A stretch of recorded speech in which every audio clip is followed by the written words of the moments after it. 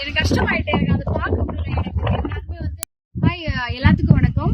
நான் இதுக்கு முன்னாடி பார்த்தீங்கன்னா 3 days முன்னாடி பார்த்தீங்கன்னா வீடியோ நான் போட்டிருந்தேன். ட்ரெயினில் போகிற மாதிரி படி கட்டி நின்றுட்டு ஒரு வீடியோ போட்டிருந்தேன். ஸோ அது வந்து நான் கேஷுவலாக விளையாட்டுக்கு பண்ணது இவ்வளோ நான் சீரியஸாகவே நினச்சி பார்க்கல. நான் எப்பவுமே பொதுவாக வந்து ரீல்ஸ் பண்ணுவேன்.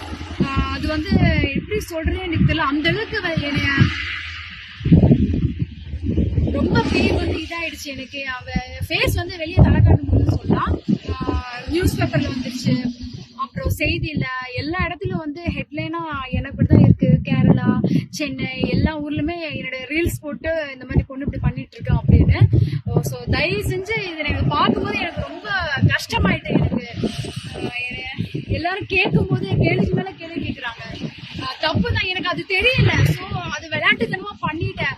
இவ்வளோ ப்ராப்ளம் வந்ததுக்கு அப்புறம் நான் அதுக்கப்புறம் வீடியோ டெலிட் பண்ணிட்டேன். ஸோ வந்து எனக்கு அந்த ஒரு நியூஸை பார்க்கும்போது இந்த பாலிமர் நியூஸ் எல்லா நியூஸுமே பார்க்கும்போது எனக்கு ரொம்ப இது ஆயிடுச்சு. என்னால எல்லாரும் கேட்டு போவாங்க, அந்த மாதிரி இந்த மாதிரிலாம் சொல்றாங்க. அதை நான் தப்பு தான் உணர்ந்துக்கிறேன். ஸோ இந்த மாதிரி நான் பண்றது நீங்களும் வந்து வீடியோ பண்ணாதீங்க தயவு செஞ்சு. அப்புறம் கடைசியில இதெல்லாம் நிறைய ரிஸ்க் இருக்கு. நான் ஏதாவது ஒரு கேஷுவலா நான் பண்ணிட்டேன், அதனால இப்ப நான் கஷ்டப்படுறேன். உண்மையாலுமே நான் சீரியஸா சொல்றேன். ஒருவேளை நான் மேபி அந்த வீடியோ பண்ணும்போது நான் தப்பா இருந்தாலும் ஒருவேளை நான் டெத் ஆயிருக்கலாம், இல்ல ஏதாவது கூட ஆயிருக்கல, கை கால் போயிருக்கலாம். அந்த மாதிரி நிறைய பிரச்சனை இருக்கு. இந்த மாதிரி நீங்களும் பண்ணிடாதீங்க. உங்க ஃபேமிலிக்காகவும் உங்க ஃப்ரெண்ட்ஸுக்கெல்லாம் வந்து ஷேர் பண்ணுங்க. எங்க போனாலும் சேஃப்டியா இருங்க. எங்கெங்க இடத்துல கரெக்டா இருக்குமோ அந்தந்த இடத்துல இருங்க.